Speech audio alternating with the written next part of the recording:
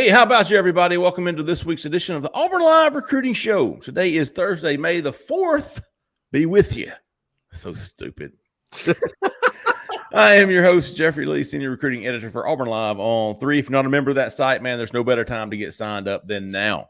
Transfer portal news, football, transfer portal news, basketball, recruiting, visits coming in, visits going out, commitments coming in, and commitments going out. We have seen it all just in the past week. We got the transfer portal and the football certainly heating up. The quarterback situation is on fire. Here to talk to me about it all, Mr. Jhead and Mr. Cole Pinkston. How about you, fellas? How about you, brother? All right. Yes, sir. Yes, sir. All right. All Or right. in Keith Niebuhr language, how about you? How about you? How about you, everybody? How about you, everybody? Oh, Neebs. Listen, we're going to get to the big talk of the town, man. We thought last week that this week we would have a lot more to talk about as far as quarterbacks are concerned. We were absolutely right. And we will get to that. Before we do, man, I know Jhead was looking for a car. He's driving back and forth to his new home. And I said, hey, give Caleb Schofield a call right there at Mike Patton Auto in LaGrange, Georgia. He's got it all, man. Give him a call, 334-531-0996. New Ford, Lincoln, Chrysler, Dodge, Jeep, Ram, and Hondas. Fantastic used car lot with even more diverse selection. All those used cars have to pass a multi-point inspection before they even put them on the lot. They don't even think about it, man. You got to pass that multi-point inspection. Then they back those cars with a free 3-month, 3,000-mile warranty. The new cars come with a free lifetime powertrain warranty, unlimited time, unlimited mileage. If you can't get to Caleb in LaGrange, Georgia, but you know what you want, let him find it for you. He'll have it shipped directly delivered to you at your home. And if you're not in the market for a car, know somebody who is, need $300, send them to Caleb. He'll send you $300, man. A cute puppy, can't beat it. Great deal. Caleb Schofield, 334-531-0996. Folks, give him a call. Tell him we sent you. All right, fellas. A new week, new news. We have seen, let's get to the top. I mean, everybody, listen, the biggest news right now in Auburn football news is the firing of Bohannon from Alabama. The baseball coach of Alabama was fired for reasons unknown, although there is a cloud of suspicion and the gambling and it wasn't Vegas, it was Ohio cutting off Alabama games. He has since been fired. So interesting. That was the talk of the day. Secondly, to that, biggest news is the transfer portal quarterback. It looks like Auburn's got 2 guys they're zeroed in on. Casey Thompson from Nebraska, Peyton Thorne from Michigan State. Casey Thompson visited last weekend. We think Peyton Thorne could visit this weekend, although Jhead's not so sure. He hasn't already snuck in. Well, I have no idea what he has or he hasn't done. I think that situation is churning in the right direction. Let's put it like that. And what I will say is that I think he meets the criteria for everything they're looking for in a transfer portal quarterback. He's got 2 years that can function as a bridge piece. If he is successful there, then they can give way to a plethora of quarterbacks that you've recruited. You've got Holden Gerner there already on campus, who's just a redshirt freshman this coming season. Hank Brown, who will be a freshman this year, and obviously Walker White is your big commitment this season. So to have a 2-year bridge there, to have competent quarterback play and elevate everybody else in that room, I think is exactly what they're looking for. Now, this is a dirty word sometimes with regard to quarterbacks, but I think he is a game manager that has the potential to make big-time down-the-field throws and offers you a little bit of athleticism as well to be able to kind of pull it every now and again on some quarterback run action, hold the edge a little bit.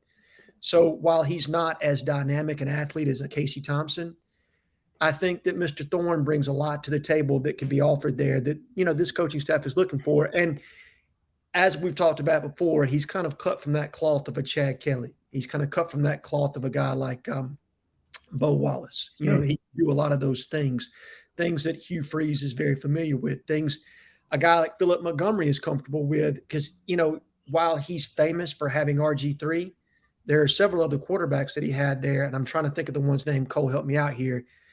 That didn't, and they were highly successful with those guys. Yeah. They were more in this mold. I'll think of one of them was actually drafted, I believe, to the Jacksonville Jaguars. So There was one named Charlie, I think, but am I wrong on that? This is bad podcasting right now, guys. My bad. Let me get the name. What are we talking about? A quarterback for Philip Montgomery? Yeah, at Baylor. A couple of guys. Yeah. Basically, what he's saying that he wasn't just RG3. He had different types of guys at Baylor, right? Correct. And closer to what maybe Thorne would be at Auburn. Less of the running guy, but more of the, game manager throwing type, which that's what I wrote about on the corner today, is that Thorne is more of your game manager if you're trying to decide between Thorne and Thompson, who are the top two guys we think right now. Thompson's maybe got more of a ceiling of playmaking. You think with Auburn, what they have right now, with the receiver room, what they got right now, you'd think maybe the quarterback needs to be a little bit more of a playmaker. And that's why I lean toward Thompson at one point. I also – Bryce Petty. That's it. Yep. Oh, my. Good call there. Man. Yeah, he was. That's some solid podcasting right there, folks. Hey, I appreciate you. I mean, hey. A weird flex on my part, but hey. Yeah, I didn't come up with that name. Jhead put it in the private chat there. I just repeated it. Yes, that's correct. Bryce Petty. But with what Auburn's looking at on offense with skill-wise, you got Rivaldo Fairweather. You think he's going to be really good. You got Camden Brown. You think he's going to be good. But there's some missing pieces there. So you think your quarterback needs to be more like a Bo Nix, where he can make things happen. But there's still a little bit of time here with the transfer portal, and you might get a couple more offensive weapons while you're at it. And you got a nice backfield and a somewhat revamped offensive line. Maybe the game manager is what Hugh Freeze thinks is best for this offense. Well, I think we would all agree that each of us independently, not collaborating our intel, but independently, each of us would say there's a 99% chance that Auburn adds one of Casey Thompson or Peyton Thorne. Yeah. And the only reason that's keeping me from 100 is because it hasn't happened yet. Nothing is ever for certain in recruiting, Sure. But 99% chance, I think each of us will agree, Auburn is going to get one of these two quarterbacks. We talk about elevating the room, but we talk also about, are they going to help this team to one or two more wins? Does either one of those so we've got Auburn at, I think 6 wins is pretty much the average of what we had with Auburn right now. Yes. Right. Okay, so now you bring in a Peyton Thorne or a Casey Thompson. Now you're looking at least a game or two better. I think so. I think it's a game. I feel comfortable going from 6 to 7 wins just by adding that one piece. Does it matter? Either one, right? Casey or Peyton. Yeah. You don't think one of them is worth 3 games and one of them 3 wins and one of them is worth 1? No. I agree. I think that they're both worth a win right now. And then what you can put around them with the remainder of the transfer portal. Can you go out and get a Jaden Muskrat to solidify your offensive line? Can you go out and get a few more weapons on the outside? As you know, it's some targets at wide receiver. A few guys that we had on campus last weekend would be nice in that lineup. So if you can add a few more of those pieces to go along with a quarterback, well, maybe now we're talking about 8 wins. So you've increased your margin of error by 2. I'll say this, Jhead. Yeah, the quarterback's important there. That's part of it, and getting maybe 1 or 2 more wins on the schedule. But Jalen McLeod. I know we were going to transition to that somehow, but I couldn't help but say it. If we're talking about more wins, the speed edge rusher, man. Well, golly, Auburn has been needing it bad. And you're talking about a revamped defense, if we're being honest here, with Justin Rogers up front, Austin Keys at linebacker, a couple of guys there to make it better. I think the defense has got to come along with that quarterback help. I agree, Cole. I wanted to touch on something you said. Dang, man, them cherry sours. Turn your mouth inside out, huh, bro? Some good struggling over there. That makes my pinch of snuff a little bit better. You know what I'm saying? A little pre-snuff cherry sour. That's funny. But Cole, tell everybody what you said about Jalen McLeod in comparison to Jeff Holland. Yeah. Well, basically that Jeff Holland was the last guy that could actually bend the edge. And he was a pass rush specialist. I like to use that term because, when I'm looking at Jalen McLeod on film, one thing keeps jumping out to me about not Jalen McLeod, but about Appalachian State. Appalachian State did not have to use Jalen McLeod on every snap. No. They used him a lot, don't get me wrong, but he was not an every down guy, and he didn't have to be. You know why? They had depth. They had a guy that could set the edge in his position. They could drop him out to a stand-up edge. They could pull him down and put his hand on the ground, Jalen McLeod. Or they could throw in their guy that's better at setting the edge and not worry about McLeod, give him a breather, right? Mm-hmm. Auburn didn't have that. No. Auburn hasn't had that in the last 2 or 3 seasons. And that's been one of the biggest issues, in my opinion. You have to have, okay, we talk about traits, right? You have to have the trait in different people. You can't have a guy that plays every down. Just doesn't work. You can ask Jeremy Garrett and Josh Aldrich the same thing. Nobody in college football needs to be playing every single snap on that side of the ball. Not anymore. You know, that's not how it is anymore. It's better to have rotation at each position. Well, now you have a guy who's better at setting the edge in Elijah McAllister. Yep. You got a young buck in Keldrick Falk who, you know, we hear all the buzz in the world about, and he's coming along. It's going to take him a minute, but he's got, you know, he'll have flashes. And then you've got McLeod, your speed rusher, which is like your Jeff Holland on that defense in 2013.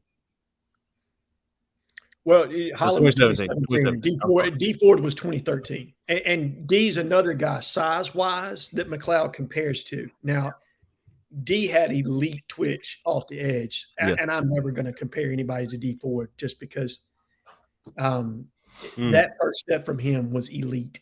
Yeah, it was. But Jalen McLeod, you're right, Cole. He's 100% got a great amount of get off. He's very quick. Definitely he's developed as a pass rusher because he does have some hand rotation, hand movements that he can utilize, some different pass rush moves. So where he can long arm guys and a multitude of other things. So he's going to be a developed pass rusher when he gets there, and a guy that can probably get you 6, maybe 7 sacks in the SEC next year. Oh, yeah, definitely. I mean, look, he's already played SEC teams, and while Texas A&M may not be the best team, he put up 2 sacks and a strip sack against them this past year. That's a team you're going to have to play in division. Exactly. So, you know what I mean? The tackle he went against was Reuben Fothery, who was a big Auburn target at one time, and he was a 4-star top 100 offensive lineman. I mean, you could say he's a bust or whatnot, but this is a team you will play. Correct. Right? This is a team you will play in conference in your division, and he dominated in that game. Yep. So this is a guy that can come in and really give you some twitch off the edge. And I don't think they're done there by any means because you're right. You do need depth. And I do think in an ideal world, Keldrick Falk's going to start getting snaps at that 5 tech, which is where he's going to, in my honest opinion, he's going to project to in a season from now anyway. Agreed. His body is going to continue to grow and mature into that where you're going to be playing that opposite defensive end position. So this kind of if you can land another edge in this class, and we had one in this past weekend, and I know they'd love to take another, it would allow you to some versatility there to utilize Keldrick Falk in a little bit of a different role. And look, losing a guy like Jeffrey Imba, it would kind of be advantageous for Auburn to have Keldrick Falk to be able to use that way. Mm-hmm. Jeffrey, is that what you wanted about Jeff Holland there? Was that what you were looking for? Yes. I mean, I thought that was a very impressive comparison. Jeff Holland was freaking he was fun to watch. Well, yes, he was. Sensei Mud, baby. He was great, and he was the last one that Auburn had really that was just a specialist at getting around the edge. What happened with Jeff Holland every time, and this is something Auburn has not had, whether he was going to make the play or not, he was going to make the quarterback step up into the pocket. And the good thing about that defensive line is you had Derek Brown and Marlon Davidson and John Tavis Russell who were giving you a push from the inside too. Well, you got a little bit of that this coming season with Marcus Harris. Jason Jones could provide it at times. Justin Rogers. Yes. I'm going to keep saying Deron Reed coming in. I think you need to watch that guy. I really do. We don't really know what to expect from Quintrell Travis. Maybe he's that type of guy that can help you get the push from the inside. And don't forget the kid from Maryland. Oh, yeah. Mosiah and the Silver Kite. So Kike is how I was told it's said now. It's possible. Again, us and the names here. What is it? Kite. Nasili Kite? Nasili Kite. It's possible. Y'all want to just call him McElderry? That Polynesian flavor coming off my tongue today, fellas. Kite, eh? Yeah. Anyway, that's what I'm saying, though. You got guys like that can give you the inside push because you know a guy like McLeod's going to make that quarterback step into the pocket every time, and if they don't, they're going to be running into him. You think he's a day one contributor? Yes, absolutely. I think I put the article out a day or two before Jalen McLeod was in the class, but for Auburn's outlook for the 2024 draft, if he's a guy that, if he was in the roster at that point, I'd have put him in that article. I feel pretty confident saying that. We talked about the quarterback getting Auburn to 7 wins. In our opinion, listen, we're just this is just talking pieces, right? Is there another couple of guys that can get Auburn to 8? Like, can you get, you get a quarterback, you get one of Casey Thompson, you get or Peyton Thorne. Now hypothetically, we're at 7 wins now. That's what we're saying. Auburn is at 7 wins. Is there another wide receiver, another edge, another linebacker? Is it a combination of 3 or 4 guys? Jaden Muskrat, Jhead said earlier, to get them to 8, maybe 9, 8.5. I think it's a receiver. I think it's got to be a receiver next. Well, there's a couple of them that are available. I don't know where Auburn stands in the running for guys like Keon Coleman, the big-time wide receiver from UTSA. I'm having a hard time placing his name right now. Zakari Franklin. Those guys are difference makers on the outside. You land one of those, well, not only do you get to 8, you might get to 9, Jeffrey. That's how special I think one of those 2 guys are. Right. Wow. I think if you land some of our other targets, Keon Coleman, he's the Michigan State wide receiver, and if I'm not mistaken, he's from Louisiana. Or is that correct? He's originally from Louisiana. I think LSU thinks they've got a pretty good shot with him, but I listen. I've talked to, and I've been doing my homework, trying my damnedest to get as much information as I can. It's tough to get on these transfers, but Keon Coleman, Peyton Thorne, both of those guys, at least one of the guys I've talked to thinks that they both will visit this weekend, and I'm not confident in that. Otherwise, I would report it. Hell, I would post it. But we're just talking here. So right. I wouldn't be surprised if they did. I honestly, I almost expect Thorne to, but at least one person thinks maybe Coleman will be with him. I don't think Auburn's the team to beat, and I don't think he does either. I think LSU feels good about him coming back home. I don't know. I think there was there's a couple of other. I mean, everybody's on Keon Coleman. Everybody, and so my understanding is Auburn's definitely trying to get in the mix there. There's no question that they have their hat in the ring and that they are legitimately working to get him on campus. I believe he's officially visiting Florida State today or tomorrow. Okay. He's scheduled to go there. LSU Maybe that's who it was, not USC. It was Florida State and LSU. Yeah, LSU feels like they are heavily in the mix. Oklahoma was 100% tampering with him. Cool. So they're going to have their hat in the mix. Good job, OU. UNC with Drake May, who, look, if you're a wide receiver trying to go to the NFL, who better than to feed you the football than Drake May, specifically in that offense. So, and then there's Auburn, who's pushing to get a visit, who needs a wide receiver, who can offer him plenty of playing time with a quarterback that he's familiar with. So there's no doubt that we're pressing there. Can we be a legitimate factor? I don't know yet. That's let's get him on campus and we'll see where we go from there. We're jumping all over the place here, but this is kind of how it goes with the transfer portals. This weekend, you talked about Larry Nixon coming in, Cole, potentially probably going to have a couple of more, obviously Thorne and Coleman being a couple of those possibilities. We failed to mention TJ Finley. Yes. TJ Finley is deuces. And look, salute the kid. Okay? Absolutely. You know what? TJ came here. He did what he was supposed to do in the classroom. He graduated. He handled himself well by all accounts. He was not a problem in the locker room. He had one episode where he needed to take a step away from the team for mental health, and then he came right back and competed this spring. And I hope that TJ lands someplace that allows him to put something on tape so that he has the opportunity to go on and continue his football career, whether that's in the Canadian Football League or in one of these spring leagues, or maybe even the NFL if he really matures and shows something that he hasn't to this point. But look, no ill will towards TJ Finley. He came in, he did what he was supposed to do. He's graduated and he's moving on. And hat tip to you, big dog, for doing those things. And you know what? He was very well liked amongst his teammates. Yes. Very well liked. I mean, to the point where there were a couple of players that didn't appreciate people dogging him. A couple of star players on this team that would defend him to the last breath, man. And that says a lot about him and how he was perceived by his own people, man. There was he had a lot of fans on that team.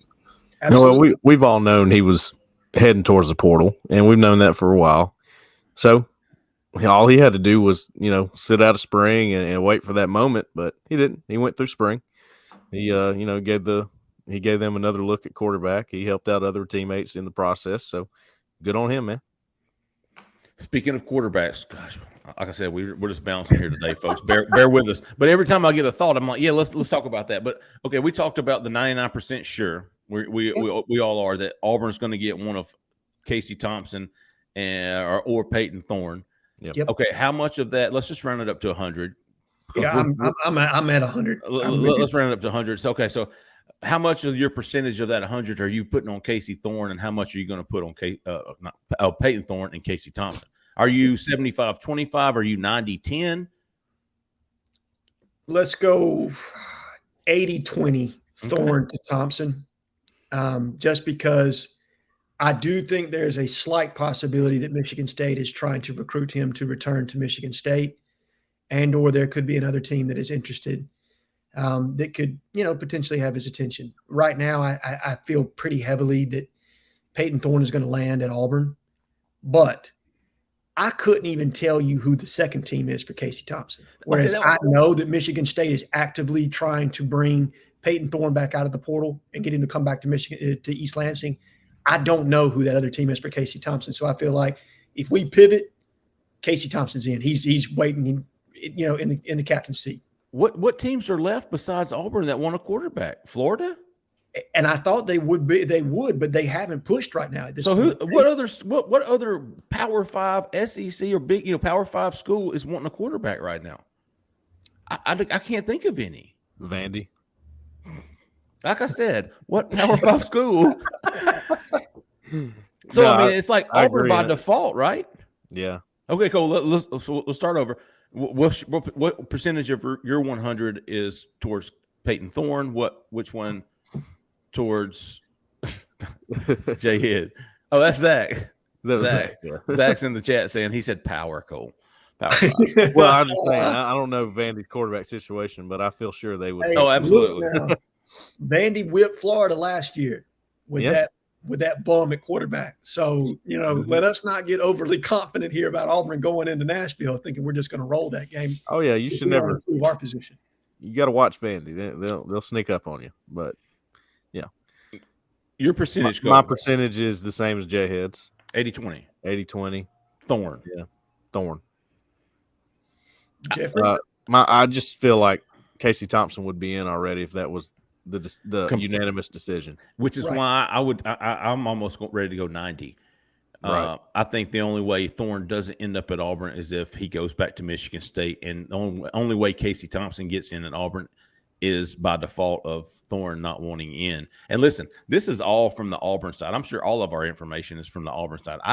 100%. Very little. I have very little of my information is coming from the Thorne side of things, or the non-Auburn side of things, and even then, it's Auburn. Yeah. So I think if Casey Thompson is your quarterback come August the 1st, Peyton Thorne didn't want to come. I agree. I think it is on Peyton Thorne right now, and what he chooses to do will drive what happens with Casey Thompson. Completely agree with Cole. If Casey Thompson was the guy Hugh Freeze wanted, he'd be in the boat right now. Yeah, he'd have left committed, right? I think so. I don't think Casey Thompson's waiting. Yeah, what are you waiting on right now? To take other visits? Nobody else wants you. I mean, and that's not a slight to either one of those two guys. It's just that nobody needs you, right? Not that we're aware of. Not that we're aware of. Yeah, there's always unknowns with the transfer portal. And what you don't know is there another team that's got, they've got a quarterback situation, but they'd love to bring somebody in to drive a competition in the fall. I mean, Lane Kiffin will take you. Oh, of course he will. Yeah. He got 3 guys right now. He only has 3. Yeah. Right. And each one of them think they should start. Yes. Okay. Well, that's listen, I think we all agree maybe by this time next week, we're talking about the newest commitment, the newest addition at quarterback. Yes. I think a week from today, Auburn's done at quarterback. Yeah, I would say so. I think we're talking receivers this time next week because, like you said, the quarterback is done, and now we're starting to get some action there because you have a quarterback in place that you can sell in addition to Robbie Ashford. Speaking of wide receivers, Montana Lamonius Craig has visited. Caleb Burton has visited from Ohio State. Montana from Colorado. Yes. Montana from Colorado. Who else has visited? No other receivers that we're aware of. There's a couple that we're keeping track of. Yes. Cole mentioned a couple before the show. We'll do some more homework on that before we start throwing. Well, I mean, if you want to throw that out there, Cole. Nah, let's make sure. No, I'd like to do that. I completely agree. But, yeah, just we don't know for sure who's going to show up again. We said that last week. You just almost got to go sit at the complex and just see who walks through, because it's on again, off again with some of these guys, and that's how the interest is from Auburn side. We like this guy. Well, tomorrow we may like somebody better. You just need to wait and see who's going to show up, and that's usually your best bet. Which is why it's a big deal when they do show up. I mean, somebody asked, like, you write a visit story. Hey, he sets visit, and then you write another story when he arrives. Shit, man, when he arrives is a bigger story than when he set a visit. That's the story, if you ask me. That I completely agree. You think about what's the kid's name, Hudson, who set a visit, Jordan Hudson, and of course, is he committed to SMU yet? He is not. Now, so that's an interesting one to me, because what's holding him up? If that's the made hand that everybody thought it was, and look, I'm one of those that believed it to be. Like the intel I got was now, unless SMU's trying to downplay the tampering aspect of it. It's been done. Yeah. When you tamper somebody, you don't want them to commit the next day. You want them to put some time in there. Correct. Talk to some other teams, set up some other visits, and then commit. Right. Who's the quarterback from Oklahoma? Caleb that ended at USC. Yeah, Caleb Williams. Yeah. Who acted, like he was going to visit some other places, but it was a made hand to USC the entire time. Maybe that's the same situation with Jordan Hudson, where they're going to give the appearance of, there's some interest elsewhere, but I'm, I know where I'm going. That's kind of my point, Jhead, because there is so much tampering. Some of these decisions are made before they ever hit the portal. Let's just be honest. I don't know the specifics on that, and they don't want you to know the specifics on that, obviously. So that's why our jobs are harder with the portal, because it's like there's so much false information out there. I don't want to give you false hope and give you a name and you go, oh, I can't wait till he gets there Saturday, and he's not. He never shows up. Right. We're not trying to do that. We're trying to let you know what's going on. So, if there's a name floating out there, we'll wait and see. And we've said on this show many times, if you don't know who's going into the portal already from doing you're out door, you're behind at least, right? Correct. If you didn't know Peyton Thorne was going into the portal, you're behind. Mm-hmm. Yeah. And look, I think people sometimes don't realize all the things that we hear about names that are potentially going to enter the portal, things that leak out. Contact not from Auburn, but all across college football. I mean, look, who's the Pratt kid from Tulane? Michael. Florida thought they had that done. I mean, Like they thought that was a done deal. So look, this is how it is in college football now. And it's unfortunate, and I wish that it weren't this way. And but kids know what they're going to do. The good ones know what they're going to do before they enter the portal.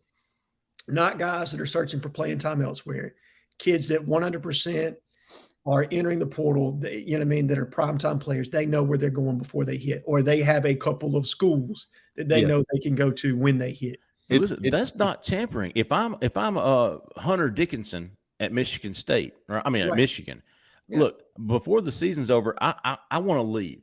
Hey, high school coach, man, will you call Kansas and see if they might be interested? Right. Hey, will you call North Carolina and see if they might be interested? Because I don't want to jump in this portal. Hunter Dickinson's going to have his choice of schools, but that's just kind of in general. If I'm a player, before I jump in, I'm going to make sure that there's a couple of schools that would be interested. So there's some. To me, that's not tampering. Now, it might be the definition of tampering, but if a high school coach calls me and I'm the head coach at Auburn and says, "Hey, man, might be interested in Peyton Thorne if he were to hit the portal?" Hell yes, I would be. That's not tampering. Right.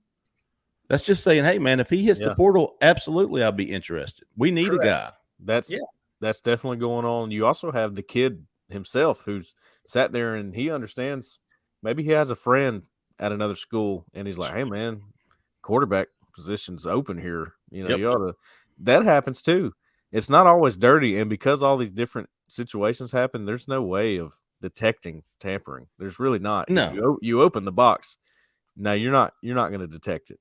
Hey, we were gonna wrap it up, but before we do, we want to talk about Markel Bell real quick. Cole, the junior college offensive tackle from Holmes Community College, who has locked in an official visit to Auburn next Friday, May the 12th, and he is a guy who has 4 years to play 3, and he's 6'9", 345, or at least that's what he's listed. Yeah, gosh, Cole, kind of a raw guy. Would you say that's fair? I'll just be honest. When I hear 6'9", 3, whatever he is it too big? That's not a. It's very rare that works out when you're that Marcus big. McNeil is the only one that I can think of that's even close to being like that. King Dunlap. That's a better comparison right there. King took a lot. Yeah, King was a developmental guy. Sure. Well, yeah, it took a while, right? Yes. He didn't get in there, and he had a nice little pro career, so it can happen. Don't get me wrong, but that's usually like just a small red flag for me when they're that big. It just means if they were a little bit smaller, do they have the athleticism to actually play? Probably not. They're probably not as athletic as you want them to be. So you're giving up a little bit of that, but the raw power's there. It's going to be there. And I've watched him on film. He's okay. He doesn't fire me up a whole lot. Okay. But what he does, and I think Jhead made this point, I would have passed it to him here if he was still with us, but he's having Wi-Fi issues in his hotel there. But E.J. Harris is the only guy really you have in that 23 class that's a freshman, sophomore, or whatever, moving up, because Colby Smith, was he not in that class? So that he's gone now? Yes, he was. Sure was. All right, so is E.J. Harris the only guy left, and Drew Bobo was committed and didn't make it? I'm pretty sure that's it, if I'm missing somebody. So, yeah, getting another guy in that class I think is important to continue to work on. He'll have a few years to get better, and he's got the frame that you would never have to worry about him being too small or not enough length. So I think it makes sense. And if you have the spots available, which they do after the transfer portal exits, and you may not fill all those spots through the transfer portal, why not? Hey, well, let's get to some how about yous, Cole, and then we'll wrap this thing up. I think I've got 7. Okay. What you got? I got one that I didn't write them down this week, but one guy absolutely just about I woke up before my wife this morning and started working a little bit. I about woke her up because I got to laughing so hard at what he wrote on J.D. Pickell's thread. He said something about, "I like the way you answer us, and I will forget about the fact that you look like Gary Busey." Who? You don't know who it was? It was Coochie Rabbit. Oh, man. That's fine because the guy at the top of my list, Coochie Rabbit. Hey, I can't remember what I posted, but he posted a little meme of a guy sticking his finger out of a zipper. Oh, my God. I do have another one. Johnny Knox 07 is my other one. Oh, for sure. There you go. He got me in on the graphics there. I love it, man. I absolutely love it. Got to keep the Johnny Knox on there. All right, so we had Coochie Rabbit times 2. I had, how about you, the Mandingo Warrior? How about you, the Cannabis Culture? He had another fun. This dude, matter of fact, how about you to Chris Ray? Because Chris Ray posted like this run-on sentence And Cannabis Culture replied like, I finally found somebody who smokes more than me. Oh. Ooh. All right. How about you to EC Tiger? How about you to Joe Reed? And how about you to Wile Coyote? Good one. Oh, man, I can't remember. He posted something. It was to die for. Oh, there he is. Came back. Yeah, I couldn't get out of here without hearing you guys talk about your junior college offensive tackle prospect. Yep, we talked about him. I was pass it to you though because you made the point about EJ Harris being like the only guy in that whole class on the offensive line. Yeah, that was. I used your point, Jhead, because I thought that was good. I mean, that would be the biggest reason to take him, right? Absolutely, it's layered depth, like we've always talked about. When you don't have appropriate numbers per class, it causes things to stagnate, and you have to take 9 guys in a class like you did this past year.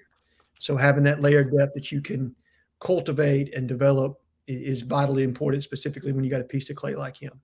And just to fill you in, we kind of compared him to King Dunlap, who was a guy at Auburn with the same kind of size and limited a little bit athletically and found his way. You know, he worked his way into a spot at Auburn and then a nice little pro career. So it can definitely happen if you're that big. It's just, it's tough. It's a little tougher for you. I would agree. And with that, I'll give a how about you to Big Sexy. Oh, slap in the face. I will not be giving one to him. Yeah, you good on that. Acquired taste there. By the way, Wiley posted it was a meme of Poop Buttigieg, Pete Buttigieg. Mm-hmm. It was highly offensive, but it was also very funny. Oh man. Anyways, how about you folks? All right, we're gonna wrap it up there, man. But we will be back Sunday. What's that? In 2 days, 3 days to talk whatever y'all want to talk about, man. We'll be back for the call-in show again. Looking for a car in or around the United States of America. Give Mr. Caleb Schofield a call there, 334-531-0996. Know what you want. Give him a call. He'll find it. He'll send it to you. Have it delivered to your front door if that's what you want. Make it happen, man. Tell him we sent you. Hey, we appreciate everybody listening. Appreciate everybody watching. And for Cole, for Jhead, for Zach in the back, I'm Jeffrey Lee, man. Y'all stay that left lane. See ya.